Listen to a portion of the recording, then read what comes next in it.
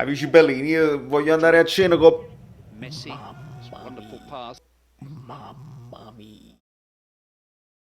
Amore!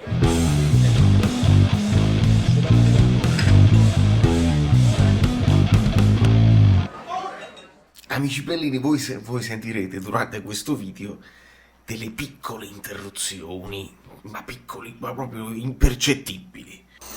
Ecco, stanno picconando, capite? Cioè, proprio il jackhammer, qua, nella mia finestra. Non riuscirò mai a fare questo video.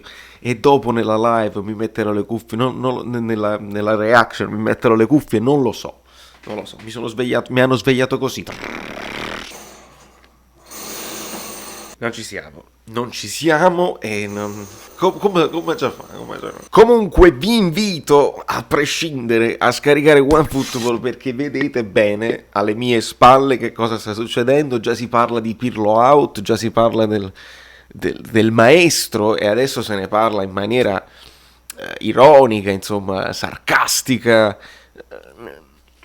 Io l'unico video che feci all'inizio, quando si seppe di Pirlo e ci fu la conferenza stampa, io feci questo video qua. Cosa porto? Voglio riportare un po' di entusiasmo a quello che magari è mancato nell'ultimo periodo.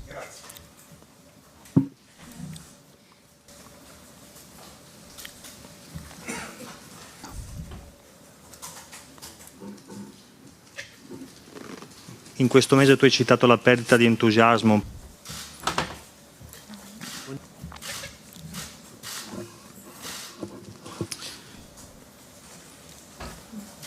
Tu ci parlavi di obiettivi, uno è stato raggiunto, cioè riportare l'entusiasmo, si è visto anche ieri, si vedrà in questi giorni. Ma l'entusiasmo bisogna portarlo giorno per giorno, bisogna...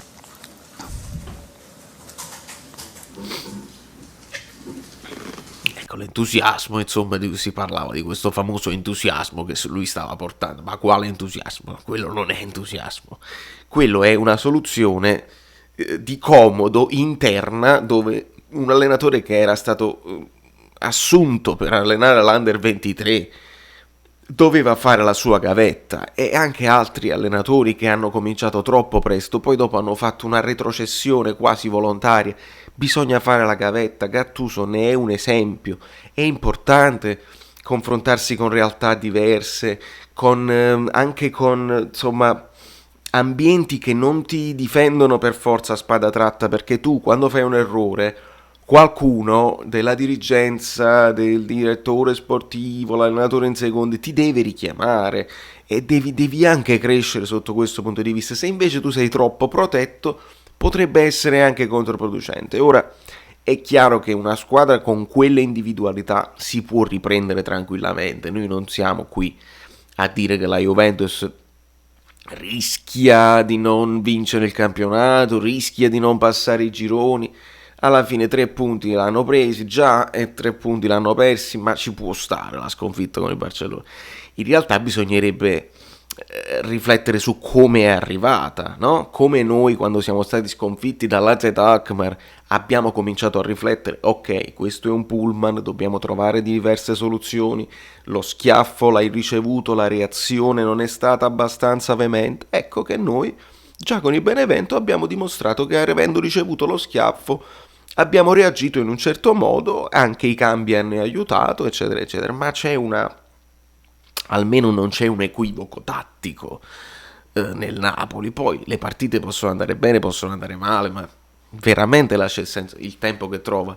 Io dall'inizio sto dicendo, perché a me piace la tattica. Tu se insisti con questa difesa a 3 mettendo come terzini degli attaccanti come Chiesa, come Kulusevski, lo stesso Quadrato che è più offensivo che difensivo, non funziona, amico mio bello. E può funzionare contro squadre piccole che si mettono paura e non ti attaccano mai, ma le stesse squadre piccole hanno dimostrato, il Verona, il Crotone, hanno dimostrato che ti sta corto, perché non lo puoi fare. Allora, se l'Atalanta lo fa con i 3 più i 2 che vanno, ma i 2 che vanno sono dei terzini a tutti gli effetti, Gosens, Atebor, sono dei terzini, poi sono bravi ad arrivare fino in fondo, va bene, ma corrono come i dannati. Se tu chiedi invece a Chiesa, a Bernardeschi, a Kulusevski di difendere, E come si fa? E guardate che la mancanza di Ronaldo poteva essere un vantaggio, perché quello è un altro che non difende. Lo capite? Allora Dybala non difende, Ronaldo non difende, deve fare la lotta solo Morata, che purtroppo c'ha questo vizietto del fuorigioco, un'altra storia che poi quando ti deve andare tutto male. Io lo capisco, oggi loro sono avviliti perché non è possibile. Ma come, per 1 centimetro? Ma come, sono andati a rivedere? Ma come? No, bisogna cambiare le regole, servirebbe che 2 centimetri non valgono, un pochino più di buonsenso. Non mi parlate di buonsenso, voi non mi parlate di buonsenso. Se poi vogliamo cambiare la regola per tutti, perché magari vogliamo vedere più gol, ci sto anche, e allora ritorniamo alla regola della luce. La regola della luce tra l'attaccante e il difendente non lasciava scampo, se non c'è luce non è fuori gioco. Allora io ci sto, ma finché la regola è questa, amici belli, nessun buonsenso, va bene, il tallone fa gioco, è così. È sfortuna, sicuramente è anche sfortuna, però anche Osimhen ha fatto 2 gol in fuorigioco per troppa foga, perché stava leggermente così, mentre Callejon aveva i passetti del troppo player. È inevitabile, ognuno ha le sue, come si dice, le sue qualità, i suoi punti di forza, i suoi punti deboli. Questo potrebbe essere un punto debole. Molti, anche juventini, io ho guardato altri youtuber juventini, sono avviliti e non cercano alibi. Bene così, vedete come dovete fare, perché la famosa la Juve che ci fa bella figura in Italia, in Europa, no. Qua parliamo di un Barcellona che quasi è sembrato non voler affondare il colpo, che scartavano, tornavano indietro, riscartavano, se la passavano tra di loro, quasi a non voler infierire. Così è brutto, così è bruttino, e ora noi non dobbiamo sfottere perché stasera tocca a noi, e quindi ovviamente verranno poi a dire se noi la dovessimo staccare.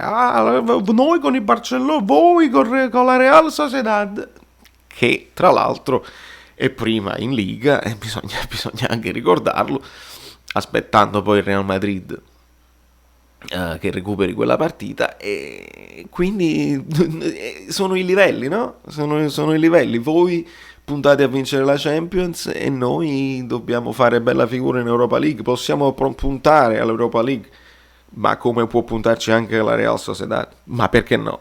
Con i giocatori che ha acquistato e con l'impianto di gioco che ha. Io direi che facciamo bene a non infierire, perché noi siamo anche fatti così. Analizziamo le cose come vanno e basta, senza voler infierire più di tanto. Da New York, Valerio Fluido è tutto. Una piccola precisazione: prima di tutto, vabbè, il ringraziamento a Lino e alla sua compagna, che non ho parole, insomma, anche dopo la live hanno continuato a supportare il canale, e veramente io non ho più parole per ringraziarli. Per quanto riguarda la live, vi ringrazio tantissimo perché per il vostro supporto e per la pazienza ieri, che ho avuto un sacco di problemi tecnici, probabilmente anche dovuti al Nightbot che volevo sperimentare, che ha bannato alcuni di voi, ho visto poi in seguito, e vi chiedo scusa. Ovviamente volevo anche spiegare come funziona. A volte il Nightbot banna semplicemente perché ci sono troppe lettere maiuscole, a volte perché ci sono troppe emoticon, e quindi devo entrare nei settaggi e sistemare. Poi faremo una live anche di prova, proprio un test vero e proprio, per capire se la chat in ritardo di 30 secondi è magari quello che rendeva tutto a scatti, il Nightbot, la presenza di Skype, insomma un po' esagerato con le mie possibilità, però è per darvi contenuti sempre nuovi, sempre migliori, e in questo caso abbiamo fallito. Vabbè, ognuno si prende le proprie responsabilità, io mi prendo le mie e andiamo avanti così senza problemi. Grazie ancora per il vostro contributo da New York, ancora Valerio Fluido è tutto, e ci vedremo più tardi perché la partita è interessante. Amici belline, vi siete iscritti al canale? Lasciate il like. Se non vi siete iscritti al canale siete completamente pazzi, e se arriviamo a 5.000 iscritti io poi vi faccio un regalo, estrazione a sorte, si chiama giveaway, da Brooklyn, Saverio Solito, non mi ricordo.